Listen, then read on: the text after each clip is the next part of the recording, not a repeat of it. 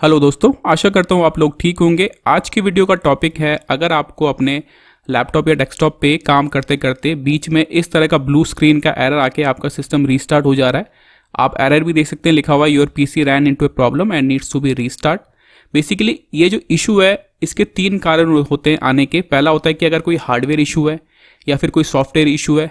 तो तीसरा होता है या फिर आपके विंडोज़ की फाइल करप्ट हो गई है तो आपको ये एरर देखने को मिल सकता है। जो पहला हार्डवेयर इशू की बात करें कि अगर आपने रिसेंटली अपने लैपटॉप या डेस्कटॉप में अपने लैपटॉप की रैम चेंज करी हो या फिर रैम को अपग्रेड किया हो, 4 GB से 8 GB रैम में अपने सिस्टम को अपग्रेड कर दिया हो, या फिर आपने एक एक्सटर्नल हार्ड ड्राइव के थ्रू जैसे CD रोम को निकाल के उसकी जगह एक एक्सटर्नल हार्ड ड्राइव और ऐड कर दियो, या फिर आपने अपने रैम को पूरा चेंज कर दिया हो, तो उसके बाद आपको ये एरर देखने को मिल सकता है।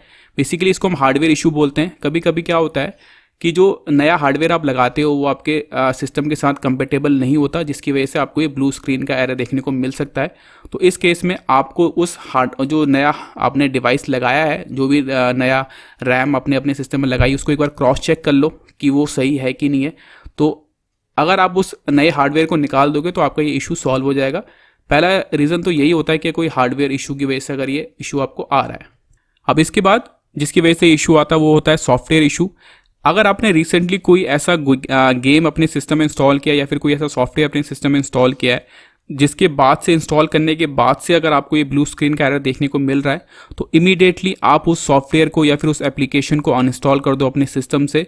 हो सकता है कि उसकी वजह से ही आपकी कोई विंडोज़ की कोई फाइल में अफेक्ट पड़ रहा हो। तो किसी भी सॉफ्टवेयर को रिमूव करना बहुत ही ईजी होता है। बेसिकली आपने क्या करना है, कंट्रोल पैनल ओपन करो। आप कंट्रोल पैनल ओपन करोगे, मान लो ऐसे केस में ऐसा व्यू दिखता है आपको, आपने सेलेक्ट कर लेना है स्मॉल आइकन्स। उसके बाद आपने क्लिक करना है प्रोग्राम एंड फीचर्स पे।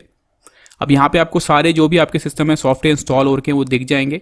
आप इनको डेट वाइज भी शॉर्ट कर सकते हो ताकि ये आपको ऐसे अरेंज कर देगा कि लेटेस्ट कौन सा आपने सॉफ्टवेयर अपने सिस्टम में इंस्टॉल किया उसको टॉप पे लेके आ जाएगा। ठीक है, और उसके बाद आप उस सॉफ्टवेयर को सिंपली अनइंस्टॉल कर दो। राइट क्लिक करो उस पर, ऐसे राइट क्लिक करोगे तो अनइंस्टॉल का ऑप्शन मिल जाएगा। तो अगर आपने रिसेंटली कोई ऐसा सॉफ्टवेयर या फिर ऐसा कोई गेम अपने सिस्टम में इंस्टॉल किया है जिसके इमीडिएट बाद से आपको ब्लू स्क्रीन का एरर आ रहा है तो यहाँ से आप उसको इमीडिएटली अनइंस्टॉल कर दो। ये आपका पहला ऑप्शन रहेगा।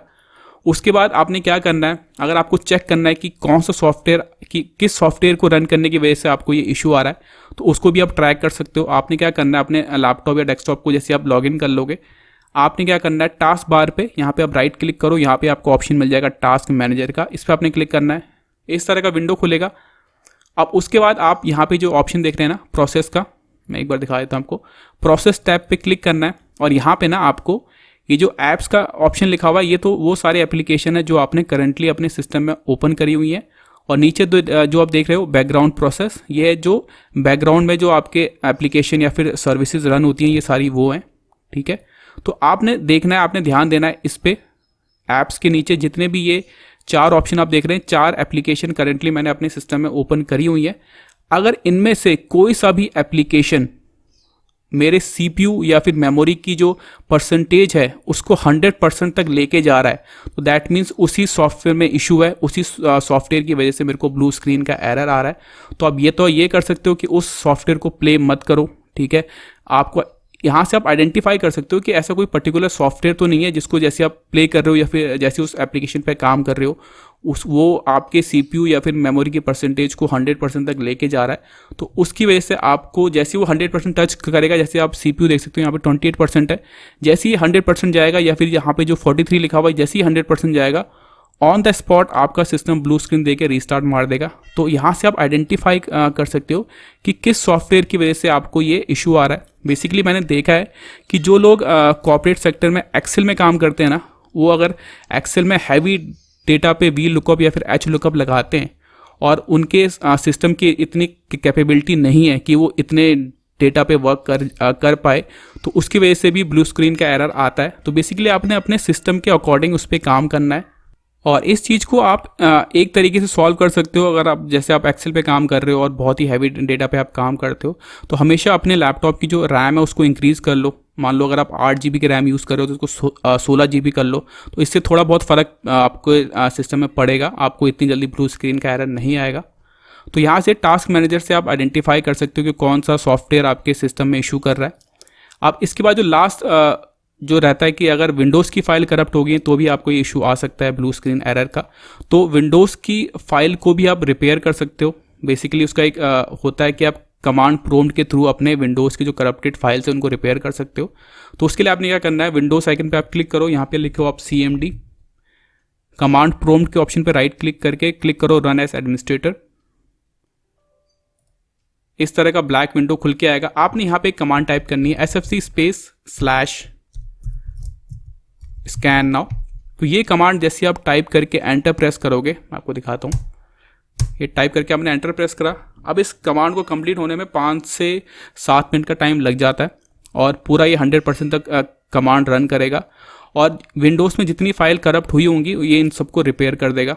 तो इस कमांड को कंप्लीट होने के बाद आपने इस विंडो को कट करना है और अपने सिस्टम को आप रीस्टार्ट कर देना। तो आपके जो भी फाइल करप्ट हुई हैं वो रिपेयर हो जाएंगे और आपका इशू भी सॉल्व हो जाएगा। इसके बाद एक जो फाइनल स्टेप आप ले सकते हो, उसमें अपने सिस्टम को एक बार रीसेट कर दो, तो उससे भी आपका इशू सॉल्व हो जाएगा। तो रीसेट करने से क्या होता है, जैसे मैं आपको दिखाऊं रीसेट कैसे आप कर सकते हो। विंडोज आइकन पे क्लिक करो, यहाँ पे आप लिखो रीसेट, यहाँ पे आपको ऑप्शन मिल जाएगा रीसेट दिस पीसी, इस पर आप क्लिक करो। उसके बाद यहाँ पे आपको रीसेट दिस पीसी के नीचे ऑप्शन मिलेगा गेट स्टार्टेड, इस पर आप क्लिक करो। यहाँ पे आपको देखिए 2 ऑप्शन मिलेंगे, कीप माई फाइल्स और रिमूव एवरीथिंग। अगर आप रिमूव एवरीथिंग वाला ऑप्शन सेलेक्ट करोगे तो जितना भी डेटा वो सारा डिलीट हो जाएगा। आपने सेलेक्ट करना है फर्स्ट वाले ऑप्शन को, कीप माई फाइल्स। तो इसमें क्या होगा, जो भी आपके सिस्टम में फाइल्स पड़ी हुई हैं, जैसे कि मैं दिखाऊं आपके सिस्टम में जो भी डेटा पड़ा हुआ है आपके इस ड्राइव डेस्कटॉप के अंदर या फिर आपके अदर पार्टीशन के अंदर, जो भी डेटा पड़ा हुआ है सारा डेटा सेफ रहेगा, कोई भी डेटा डिलीट नहीं होगा।